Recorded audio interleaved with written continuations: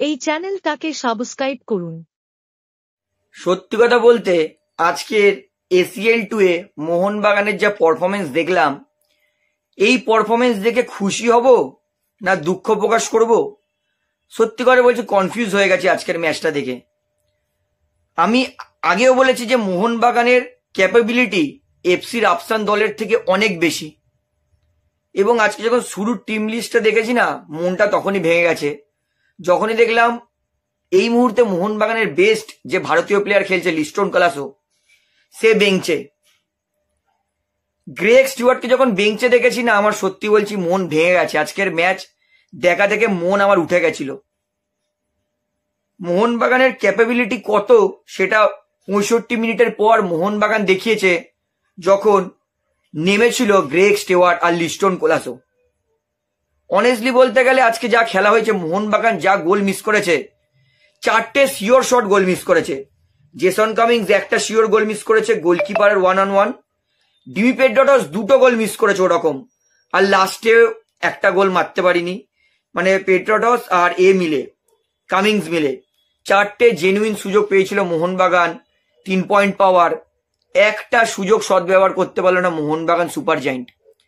আমি সত্যি কথা বলছি, আজকের যদি আমি প্রথম হাফটা আমি মেনেছিলাম যে ঠিক আছে, প্রথম হাফটা মোহনবাগান ডিফেন্সিভ ছকে খেলেছে, কিন্তু সেকেন্ড হাফে আমি ভেবেছিলাম যে সেকেন্ড হাফেই এক পাশে মানবীরকে রেখে, এক পাশে লিস্টনকে রেখে, মাঝখানে গ্রেগ স্টুয়ার্টকে রেখে আক্রমণটা সেকেন্ড হাফ দিয়ে শুরু করবে। 45 মিনিট হয়ে গেল, 50 মিনিট হয়ে গেল, 55 হয়ে গেল, 60 হয়ে গেল, 65-র পরে 67 মিনিটে যখন নামছে গ্রেগ স্টুয়ার্ট আর লিস্টন কোলাসো, আমি সত্যি কথা বলছি তখন আমি খুবই হতাশ। মোহনবাগান 65 মিনিট থেকে যা আক্রমণ শুরু করেছিল, গ্রেগ স্টুয়ার্ট, লিস্টন কোলাসো আর মানবীর সিং, এরা যদি তিনজনে 45 মিনিটের পর থেকে সেকেন্ড হাফে শুরু থেকে খেলতো, মোহনবাগান জেনুইনলি গোল তুলতো। আমি এর আগে এটা পরিষ্কার বলে দিয়েছি, দীপক টাংরিকে খেলালে মোহনবাগান গোল খাওয়ার সম্ভাবনাটা কমে যাবে। এবং একটা জিনিস পরিষ্কার, দীপক টাংরিকে খেলালে দীপক টাংরি ব্যাক পাস করবে, দীপক টাংরি মিস পাস করবে, কিন্তু দীপক টাংরি ডিফেন্স ঠিক করবে। দীপক টাংরির একটা গুণ ভালো, একটা গুণ খারাপ।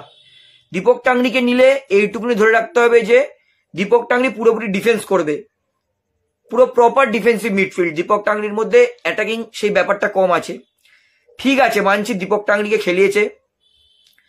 তাহলে কেন সেকেন্ড হাফ যখন শুরু হলো তখন থাপাকে রাখার দরকারই ছিল না? সাহাল থাক, দীপক টাংরি থাপার জায়গায় গ্রেগ স্টুয়ার্টকে রাখুক। 4-4-2 যখনই নামবে, যখন লিস্টন নেমে তো পরিষ্কার দেখিয়ে দিল ফরমেশন 4-4-2, 4-4-2 মোহনবাগান যাবে। তো সেটা কেন থাপাকে বসিয়েছে সেই জায়গায় গ্রেগ স্টুয়ার্টকে নামালো না? আজকে আমি বলবো মলিনার পারফরমেন্স এবং ছক পরিষ্কার বুঝে গেছে মোহনবাগান ডিফেন্সিভ ছকে খেলেছে। মলিনা বলেছিল যে মোহনবাগানের গোল খাওয়া বন্ধ করবে, আজকে গোল খাওয়া বন্ধ করেছে। মোহনবাগান ডিফেন্স ঠিক করেছে, কিন্তু এইটাই যদি আক্রমণটা আরেকটু আগে দিয়ে করতো না, মেবি মোহনবাগান জিতে যেতে পারতো। আর আমি একটা কথা বলবো, আজকের মনটা কিছুটা খুশি লেগেছে জেমি ম্যাকলারেনকে সাব বেঞ্চে বসে থাকতে। আই হোপ, আই প্রে যে জেমি ম্যাকলারেন পরের ম্যাচ খেলবে মোহনবাগানের জন্য, কারণ আজকে যেই গোলগুলো মিস করেছে জেসন কামিংস আর ডিমি পেড্রোটস, আমি আগেও বলেছি ডিমি কিন্তু সেই শেপে নেই এখনো অব্দি। ডিমিকে সেই শেপে দেখতে পাচ্ছি না, হয়তো 1-2 ম্যাচ পরে ডিমি শেপে চলে আসবে, কারণ পুরনো ডিমি থাকলে যেই সুযোগ ডিমি 3টে নষ্ট করেছে তার মধ্যে অন্তত 2টোতে গোল করতোই। আর Jason Cummings sure goal miss করেছে আজকে।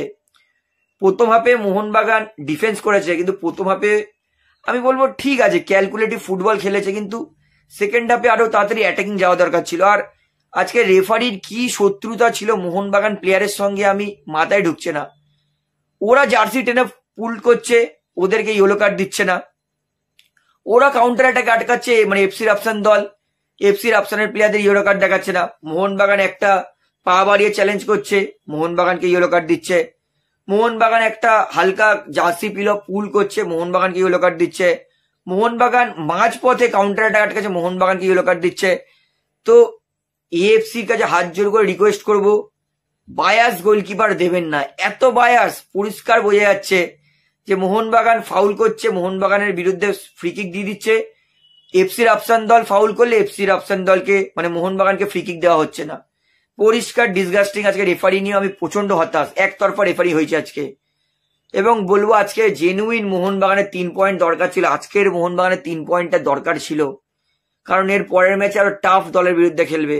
আজকে যেই প্লেইং মানে স্ট্র্যাটেজিতে খেলেছে, আমি চাই মোহনবাগানের পরের ম্যাচে সেই স্ট্র্যাটেজিটাই খেলুক, অপোনেন্ট দলকে ফ্রাস্ট্রেটেড করুক। কারণ এর পরের যে টিম পড়েছে এএফসি চ্যাম্পিয়ন্স লিগে, মানে এসিএল এর কথা বলছি, শক্তিশালী দল, কিন্তু তাদের বিরুদ্ধে কিন্তু এরকমই খেললে আমার মনে হয় ফলাফলটা ভালো হতে পারে। একটা ছেলের প্রশংসা করবো, সেটা হচ্ছে দীপেন্দু।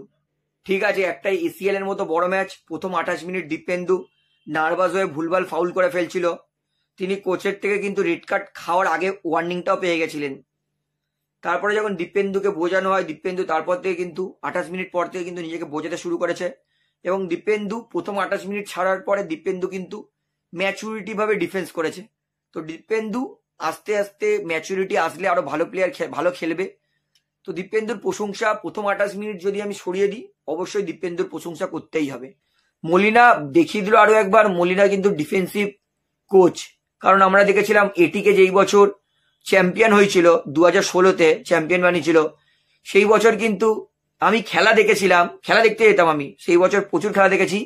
এবং ম্যাচ দেখে একটাই কথা বলতাম, এবং যে মানে মাঠে কথা হতো, কলকাতা আজকে জিতবে কে, এটিকে কথাটা ছিল। আমি বলতাম কলকাতা আজকে ড্র করবে কে, এটিকে। মানে মলিনার আন্ডারে এটিকে এর আগেও প্রচুর ড্র করতো, মোহনবাগানেও প্রচুর ড্র করছে।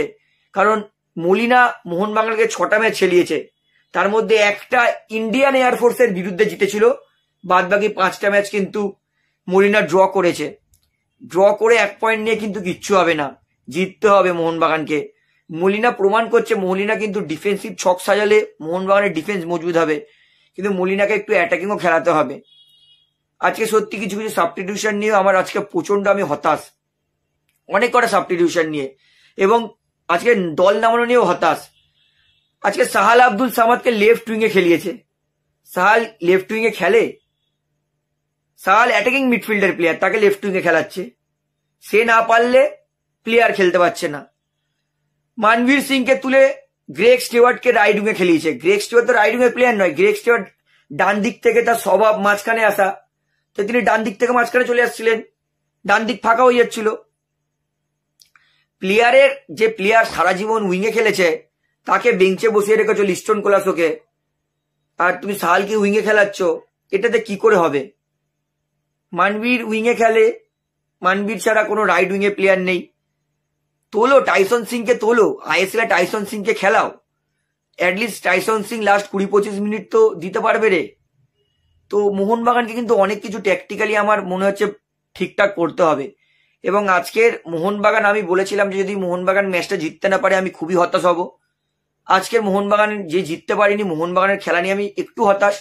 তবে বলবো না মোহনবাগান হিউজ খারাপ খেলেছে, মোহনবাগানের ম্যাচটা জেতা উচিত ছিল, কারণ মোহনবাগান ডিজার্ভিং এই ম্যাচটা কিন্তু জেতা উচিত ছিল। মোহনবাগান যেরকম গোল মিস করেছে, আর আমি বলবো যে মোহনবাগান যেটা ডিফেন্স করেছে আজকে, এই ডিফেন্সটা যদি মোহনবাগান ক্যারি ফরওয়ার্ড করতে পারে নেক্সট ম্যাচগুলো, মোহনবাগান কিন্তু ডিফেন্স মজবুত হবে। আশা করছি এর পরের ম্যাচে মোহনবাগানের সমস্ত প্লেয়ার থাকবে, ম্যাকলারেন থাকবে, অ্যালবার্টো থাকবে, একটা গোটা শক্তিশালী দল নিয়ে মোহনবাগান খেলতে নামবে। তো এটাই আমি আশা করব। সরি। তো আজকের ম্যাচ নিয়ে আপনার মতামতকে আমাকে কমেন্টে জানাবেন। তাহলে ভিডিওটা এখানে শেষ করছি। আশা করি ভালো লাগলো। তো ভিডিওটি ভালো লাগলে অবশ্যই লাইক করুন, কমেন্ট করুন, শেয়ার করুন, এবং বন্ধুরা চ্যানেলটি তার নতুন আছেন সবাইকে এক অনুরোধ করবো, তারা অবশ্যই পাবলিক ভিউ কলকাতা এই চ্যানেলটিকে সাবস্ক্রাইব করে বেল আইকন প্রেস করে অল করে রাখবেন। ধন্যবাদ।